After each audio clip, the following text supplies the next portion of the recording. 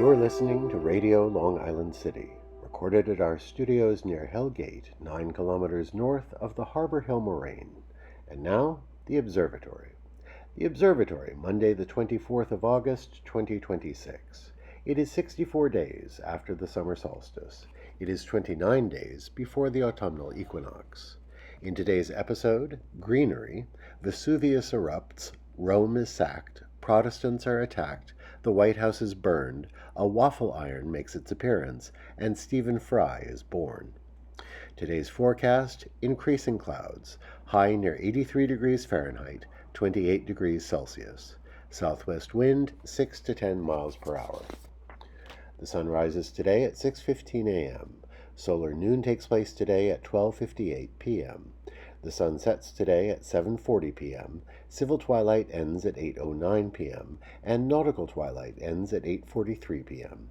The length of daytime today is 2 minutes, 30 seconds shorter than yesterday.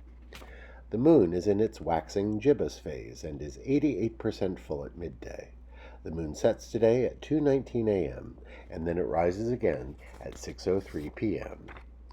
These are the predicted tides today for Horns Hook. In the wee hours, low tide, 1:50 a.m., 24 centimeters. In the morning, high tide, 8:11 a.m., 1 meter 19. In the afternoon, low tide, 1:58 p.m., 34 centimeters. In the evening, high tide, 8:22 p.m., 1 meter 40. This is the Monday Reservoir Report for New York City. The Delaware watershed, Cannonsville, 79% full. Papacton, 90%. Neversink, 93%. Rondout, 94%. The Catskill watershed, Schoharie, 100%. Ashokan, 91%. The Croton system, 101% full.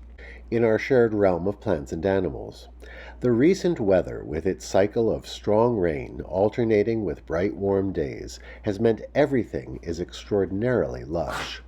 The punishing heat has passed, and plants aren't wilting and sagging in the afternoon sun.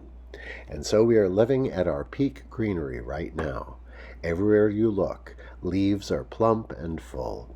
Only a few trees, especially the lindens, are just hinting at turning brown along their edges. Even the London plane trees, that often look a little worse for the wear by this time in the summer, are as green and happy as can be. Enjoy these peak days of late summer. Commemorations. Today is the traditional date of the eruption of Mount Vesuvius in the year 79. Ash and pyroclastic flows buried the prosperous seaside cities of Pompeii and Herculaneum, preserving relics of daily life in the ancient Roman Empire. Thousands died in the explosion, which was described in detail in the Roman histories. Now, modern research suggests the eruption may have taken place in the autumn.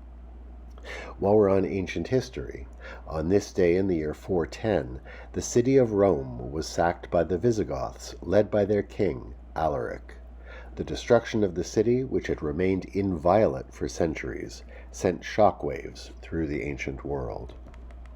A somber anniversary. On this day in 1572, the St. Bartholomew's Day massacre took place in France. As the Reformation began to divide Europe in the 16th century, the French monarchs had opted for a policy of toleration between Catholics and the Protestant Huguenots. But on this day, King Charles IX of France ordered the assassination of Huguenot leaders in Paris, leading to an orgy of anti-Protestant violence across the country. Thousands were killed.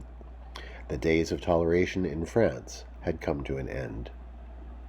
On this day in 1814, First Lady Dolly Madison fled the White House as British troops arrived in Washington, D.C.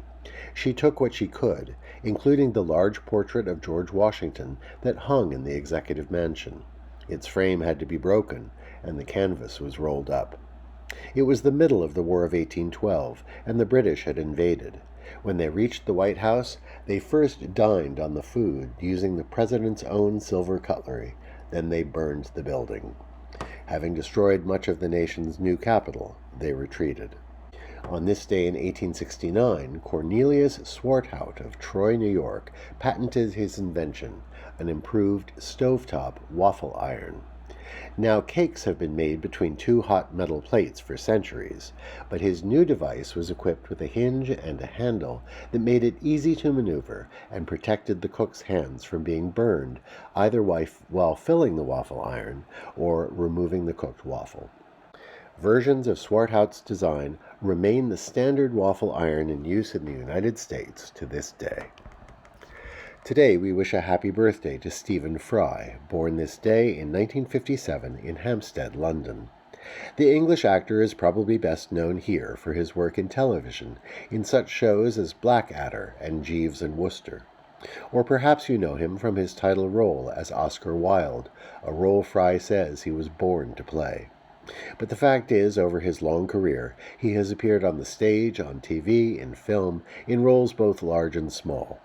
He has written memoirs and books on Greek mythology, and he has hosted clever quiz shows and made documentaries. We especially appreciate him as a thoughtful, witty voice in public affairs in the broadest sense. He is an outspoken critic of organized religion, but in debate he is both plain-spoken and fair. Happy birthday, Stephen Fry. We're not sure our summary has done you full justice.